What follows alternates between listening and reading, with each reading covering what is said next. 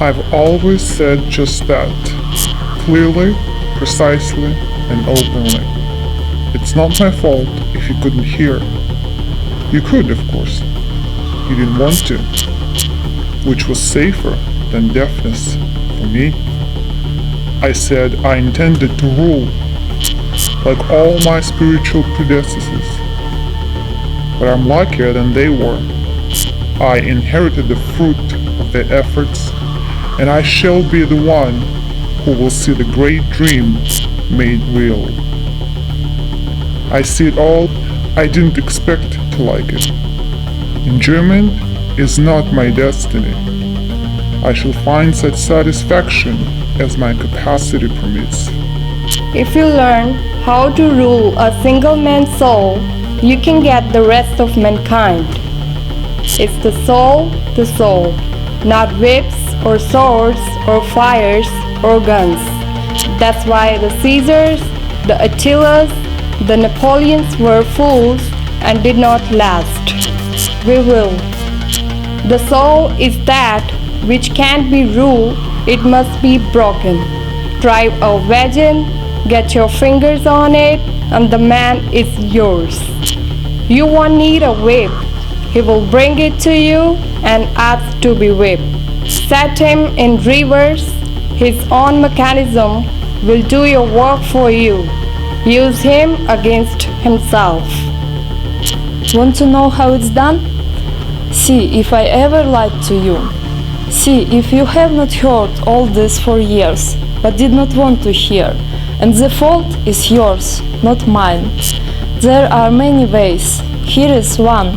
Make man feel small. Make him feel guilty. Kill his aspiration in his integrity. That's difficult. The worst among you gropes for an ideal in his own twisted way. Kill integrity by internal corruption. Use it against itself. Direct it toward a goal destructive of all integrity. Preach selflessness. Tell man that he must live for others. He feels himself obliged to preach what he can't practice. But one can be good halfway or honest approximately. To preserve one's integrity is a hard battle. Why preserve which one that knows to be corrupt already? His soul gives up its self-respect. You've got him. He will obey. He will be glad to obey. Because he can't trust himself. He feels uncertain. He feels unclean. That's one way. Here is another. Kill man's sense of values. Kill his capacity to recognize greatness or achieve it. Great men can be ruled. We don't want any great men. Don't deny the conception of greatness. Destroy it from within. The great is the rare, the difficult, the exceptional.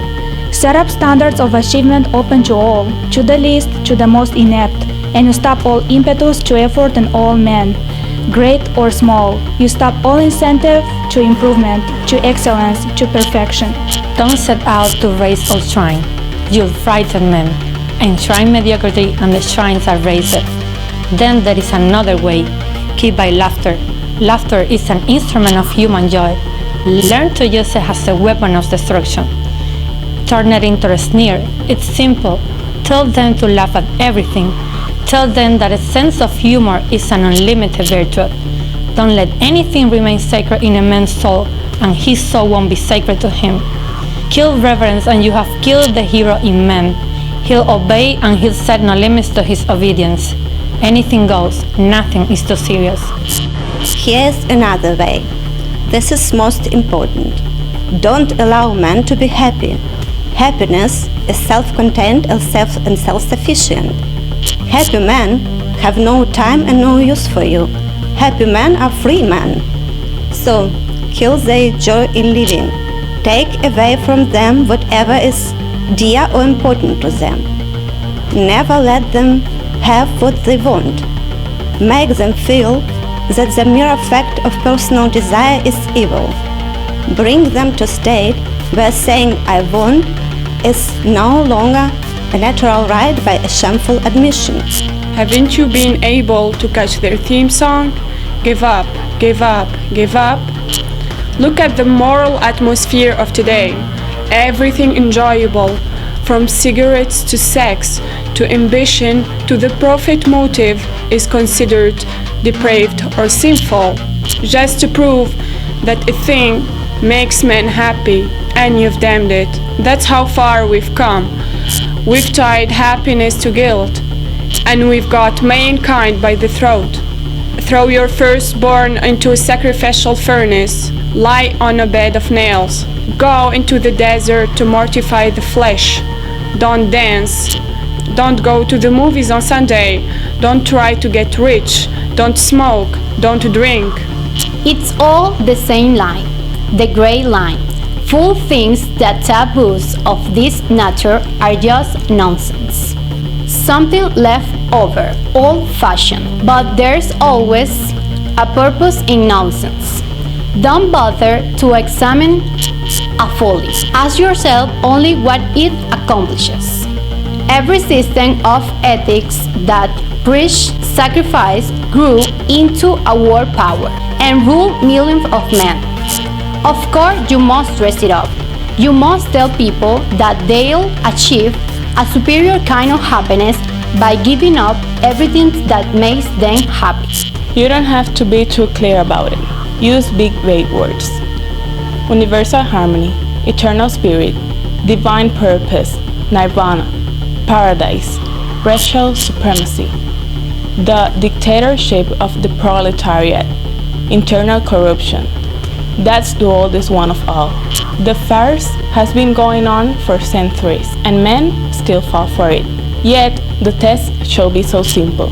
Just listen to any prophet, and if you hear him speak of sacrifice, run. Run faster than from a plague.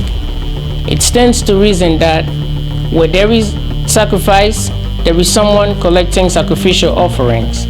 Where there is service, there is someone being served. The man who speaks to you of sacrifice speaks of slaves and masters, and intends to be the master. But if ever you hear a man telling you that you must be happy, that it's your natural right, that your first duty is to yourself, that will be the man who is not after your soul. Never deny anything outright. You give your hand away. Don't say reason is evil, though some have gone that far and with astonishing success. Just say that reason is limited, that there is something above it. What? You don't have to be too clear about it either. The field's inexhaustible. Instinct, feeling, revelation, divine intuition, dialectical materialism. If you ever get caught at some crucial point and somebody tells you that your doctrine doesn't make sense, you're ready for him. You tell him that there's something above sense, that here he must not try to think, he must feel, he must believe. Suspend reason and you pay dues why. Anything goes in any manner you wish, whenever you need it. You got him. Can you rule a thinking man? We don't want any thinking man. You've heard all this. You've seen me practicing it for 10 years. You see it being practiced all over the world. Why are you disgusted? You have no right to sit there and stare at me with virtuous superiority of being shocked. You are in on in. You've taken your share and you've got to go along. You're afraid to see what is leading. I'm not. I'll tell you. The world of the future. The world I want. A world of obedience and unity.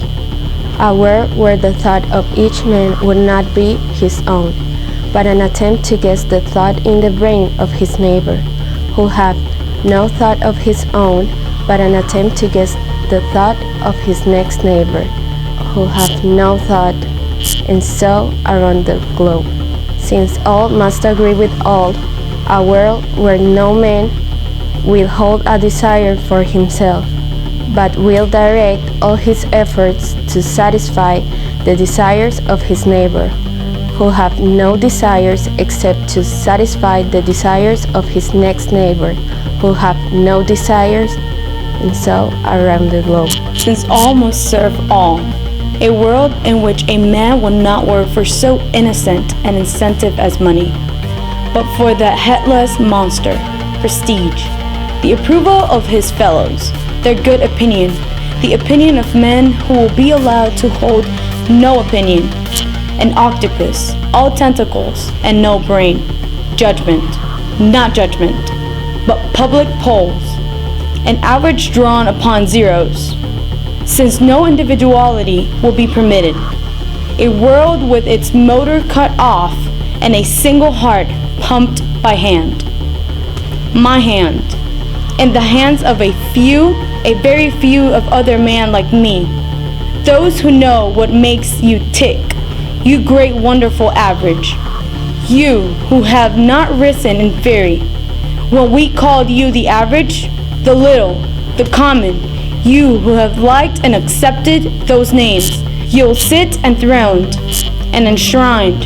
You, the little people, the absolute ruler, to make all past rulers squirm with envy, the absolute, the unlimited, God and prophet and king combined. So much for future works. The rest of you will smile and obey. Have you noticed that the imbecile always smiles? Man's first frown is the first touch of God on his forehead, the touch of thought.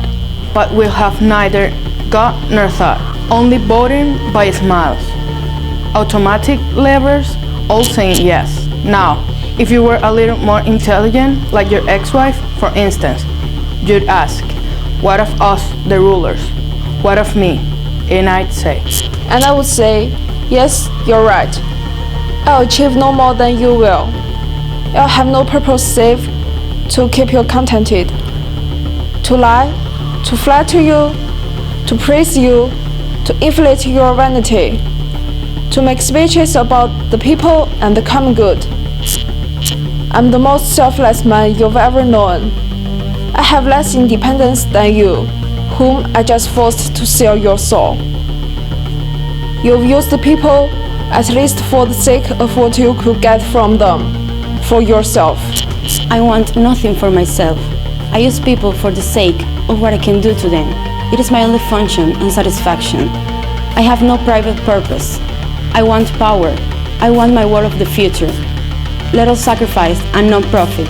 Let us suffer and not enjoy. Let progress stop. Let all stagnate. There is equality in stagnation. All subjugated to the whim of all universal slavery, without even the dignity of a master. Slavery to slavery, a great circle, and a total equality, the world of the future. To obey, to serve, to sacrifice, divide and conquer first, but then unite and rule. We have discovered that one at last. Remember the Roman emperor who said he wished humanity had a single neck so he could cut it? People have laughed at him for centuries, but we will have the last laugh. We have accomplished what he could not accomplish. We have taught men to unite. This make one neck ready for one leech. We have found a magic word. My technique: offer poison as food and poison as antidote. Go fancy on the trimmings, but hang on to the main objective. Give the fools a choice. Let them have their fun. But don't forget the only purpose you have to accomplish. Kill the individual. The rest will follow automatically.